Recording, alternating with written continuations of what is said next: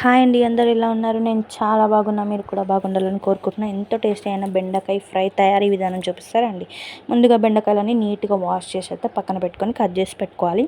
దానికి కావాల్సిన ఆనియన్స్, ఇంకా పచ్చిమిర్చి, ఇంకా కొత్తిమీర, కరివేపాకు అయితే తీసి పక్కన పెట్టుకోవాలి. టమాటా అయితే వేయడం లేదు ఫ్రై కాబట్టి. ఇప్పుడు దీంట్లో అయితే మనం ఒక బాండి పెట్టుకొని దాన్ని స్టవ్ వెలిగించి మనం 2 స్పూన్స్ ఆయిల్ అయితే వేసుకోవాలన్నమాట.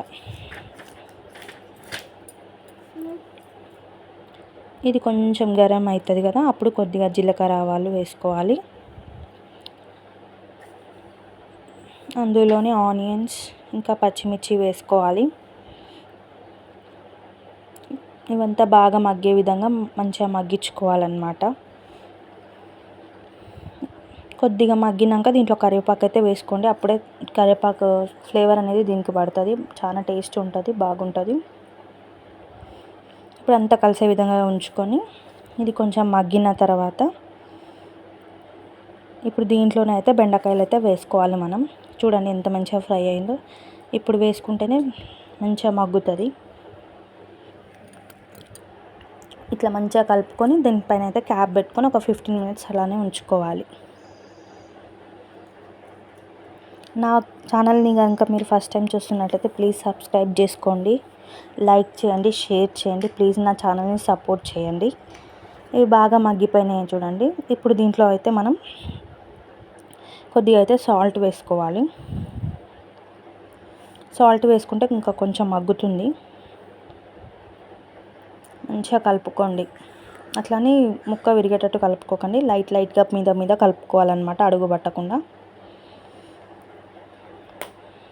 దీంట్లోనే అయితే ఇప్పుడు నేనైతే కొంచెం గరం మసాలా అయితే వేసుకున్నా.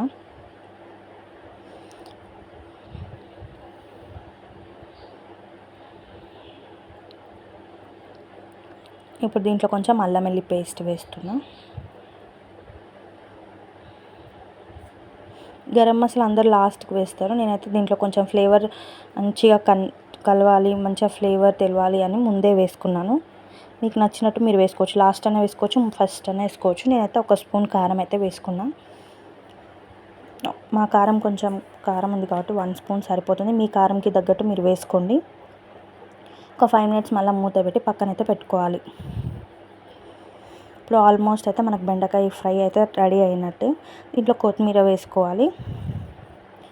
మళ్ళీ కొంచెం ధనియాల పొడి, కొంచెం గరం మసాలా కలిపి వేసుకోవాలన్నమాట. చాలా టేస్ట్ ఉంటుంది.